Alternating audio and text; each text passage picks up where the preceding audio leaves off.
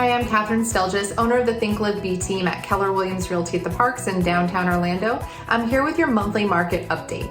So every month around the 15th, the Orlando Regional Realtor Association puts out the stats for the previous month. So we're looking at October. So looking at the trends, we're seeing that there's less sales happening. That I've been coming to you every month and telling you that for quite a bit now. As you can imagine, that is 100% due to interest rates. The average interest rate in October was 7.77%. Last year around the same time, it was in the sixes. So this is one of the highest interest rates we've seen. However, again, we're looking at October, right? So we've actually started to see the interest rates come down slightly this month, and we're hoping to continue to see that trend.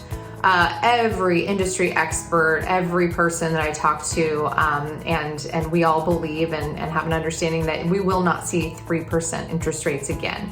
So I don't want to, don't misunderstand. The rates will decline a little bit, but they're always moving. You will not see 3% or 2.5% or anything like that. There's no reason to do that. The Fed and the economy as a whole, they need the rates to be higher. That was really a unique time. And sometimes rates are lower to stimulate the economy.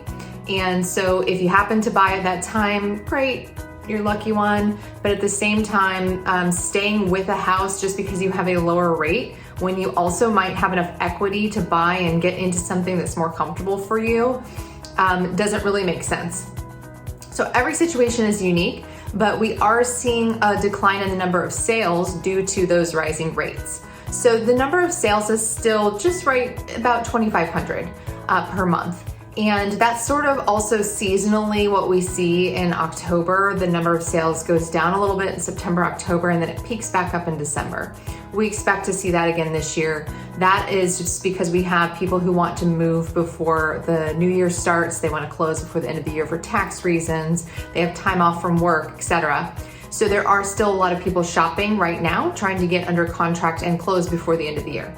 So the pending sales are down as well. Barely though, they're about the same as they were last year at the same time. And so although they're down month over month, it's almost the same as it was last year. Again, that's a seasonality thing. We'll see that probably pick back up for November and December, and then it slows a little bit again in January. These are just the way the cycles work. Then we're seeing the average days on market is about 45. So if you're thinking about selling your home, expect that, back in 2020, 2021, 2022, those might have been 30 days, 25 days. It's taking a little bit longer to find the buyer because there's 10% less buyers out there that are willing to buy. So we're also seeing an increase in inventory. So we've got about 7,800 listings for sale at the end of October. That is higher than it was last year. And that's actually kind of some good news because we've had such an imbalance of supply and demand for so long that this might actually give you some more options if you're looking to buy something.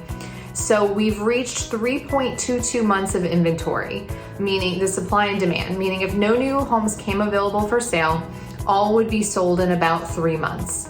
That's still a low number. However, it's reaching more towards that balanced market. So, again, kind of feeling that comfort of knowing you can go look at a house and then maybe sleep on it for a minute before you have to make a decision. So if you're a buyer, this is a great market to be in. There's more negotiating power than there has been in a long time. In fact, about 34% of home sellers in our area in Q3 actually gave concessions. Meaning if you need closing cost assistance or you need repairs done or anything like that, then in the last few years, forget about it. You aren't going to have that happen. Now you actually have the ability to negotiate those things. So again, it's a good time for opportunity all around. The other thing to note is, yes, the prices are slightly higher than they were last year.